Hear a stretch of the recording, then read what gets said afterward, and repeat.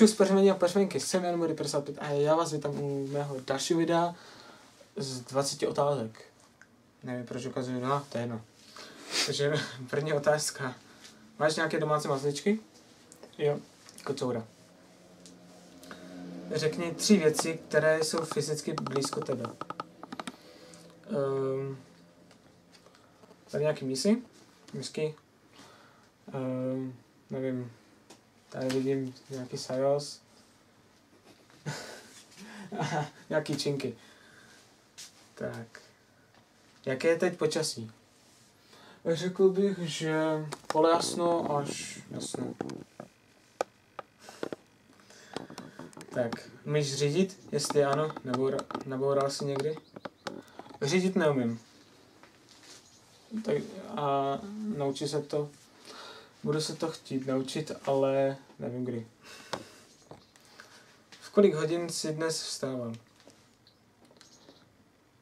V 9? V 10? O půl 10. Kdy jsi se naposledy sprchoval?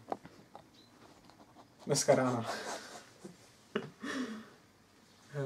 Co byl poslední film, který jsi viděl?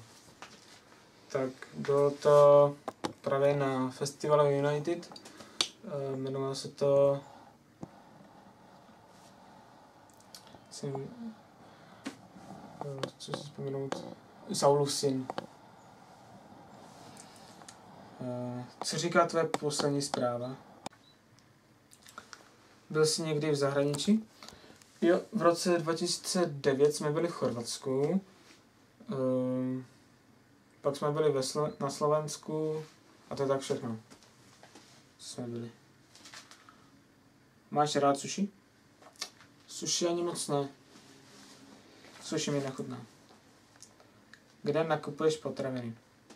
V Bile. My máme u domu máme tak 50 metrů Bilu, no. Tak tam nakupuju hodně. Tak.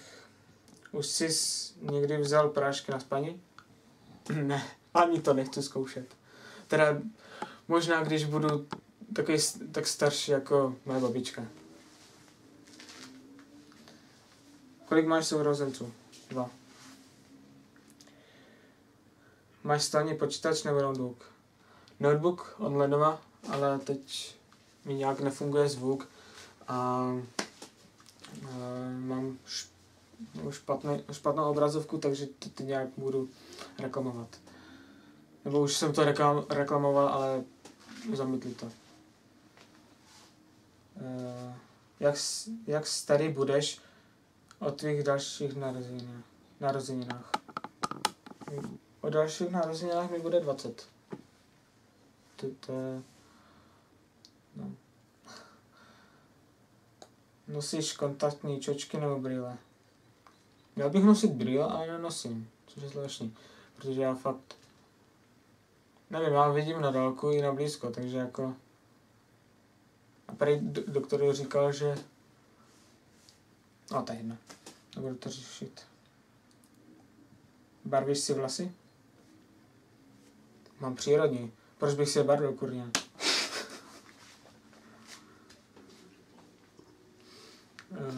Teď jsem to ztratil. No tady. Řekni něco, co plánuješ dnes udělat. Natáčet video.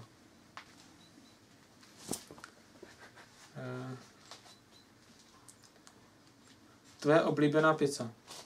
Moje oblíbená pizza je Havaj.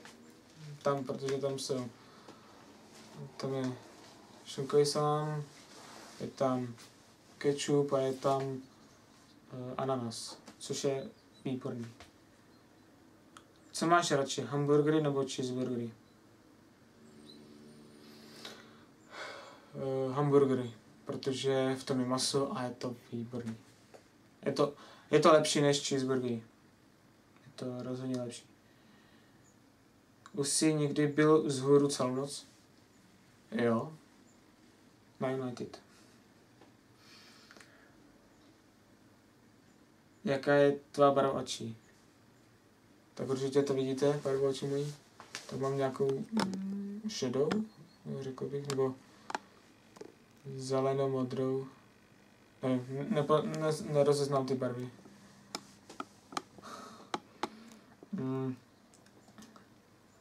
Vidíš rozdíl mezi Coca-Colou a Pepsi?